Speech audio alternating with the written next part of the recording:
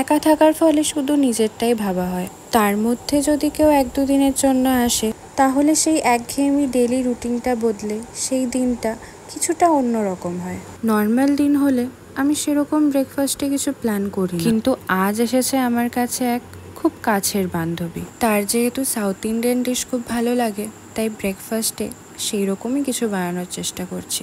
সকালে দেখলাম ধোসার ব্যাটারটা শেষ।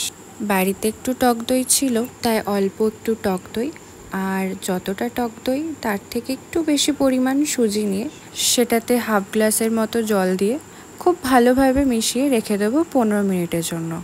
15 মিনিট পর যখন ব্যাটারটা ঠিক হয়ে আসবে, লাস্টে একটু নুন, গোলমরিচ গুঁড়ো আর লঙ্কা গুঁড়ি দিয়ে ভালোভাবে মিক্স করে দিয়ে দিলাম ননস্টিক একটা কড়াই। এই জিনিসটা তাওয়াতে করলে যদিও একটু বেশি সুবিধে, বাট সেই টাইমে আমার কাছে তাওয়াটা ছিল না। আমি লাস্টে ধনে পাতাও কুচিয়ে দিয়েছিলাম, সেটাতে গন্ধটাও খুব ভালো আসে। এক সাইডটা রেডি হয়ে যাওয়ার পর এটাকে পাল্টে নেব। আমরা দুজনেই যেহেতু একটু ক্রিস্পি খেতে ভালোবাসি, তাই একটু বেশিক্ষণই রেখেছিলাম। আরেকটা জিনিস যেটা আমাদের মধ্যে খুবই কমন, সেটা হচ্ছে কফির নতুন নতুন ব্র্যান্ডস বা ফ্লেভার আমাদের টেস্ট করা। কিন্তু লাস্ট কয়েক মাস আমরা এই কফিতে স্টাক হয়ে আছি। এই বেবজিলা কফিতে আমরা এতটাই এডিক্টেড হয়ে গেছি যে অন্য কোনো কফি আর ভালোই লাগে না। এরপর কফির সাথে শুরু হয় আমাদের গসিপ। সে যেহেতু একটা কলেজের টিচার, তাই আগের মতো দেখা হওয়াটাও কমে গেছে। কিন্তু যখন দেখা হয় তখন জমি আড্ডা দিই। কিছুক্ষণ পরে দেখি বৃষ্টি শুরু। লাঞ্চে কি খাবে জিজ্ঞেস করায় ও বলে উঠল লুচি। তাই ভাবলাম লুচি আর আলুর দমই করা যাক। এখানে আমি আলুগুলো ফার্স্টে একটু ভেজে নিচ্ছি। ভাজার পর তুলে নিয়ে মশলাটা কষাবো। আমার যেহেতু প্রপার আলুর দমের রেসিপি জানা নেই, তাই আমি নিজের মতো করারই চেষ্টা করছি। এই বান্ধবী যদিও আমার থেকে 2-3 বছরের বড়, কিন্তু আমরা একদম বন্ধুর মতো মিশি। আমাদের মধ্যে কোনোদিন এই বয়সের ডিফারেন্সটা আসেনি।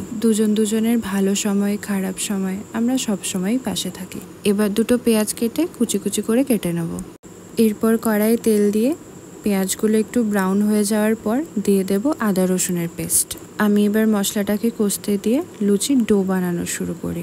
দুজনের পরিমাণ মতো ময়দা নিয়ে ডোটাকে রেডি করে এটাকে সাইডে রেখে দেবো। আমার এই নিয়ে সেকেন্ড টাইম লুচি বানানো। আগের বার ডোটা ঠিকঠাক না বানানোর ফলেই লুচিগুলো খুবই শক্ত হয়ে গেছিলো। এবার দেখা যাক কি হয়। এখানে আলুর দমটাও রেডি। একা থাকলে তো এত কিছু করাই হয় না, নিজের জন্য এতটা খাটতেও ইচ্ছে করে না। এরপর কড়াইয়ে তেল গরম করে এক এক করে লুচিগুলো ভেজে নেব। এবারে সব কটা লুচিই ফুলেছে। এতদিনে বুঝেছি রান্নার জন্য প্র্যাকটিস দরকার। আমার এরকম ডিশ খুবই কম আছে যেটা ফার্স্ট টাইমেই পারফেক্ট হয়েছে। এরপর লুচিগুলো ভাজা হয়ে গেলে বসে পড়বো লাঞ্চে। এই যে আমাদের লাঞ্চ রেডি।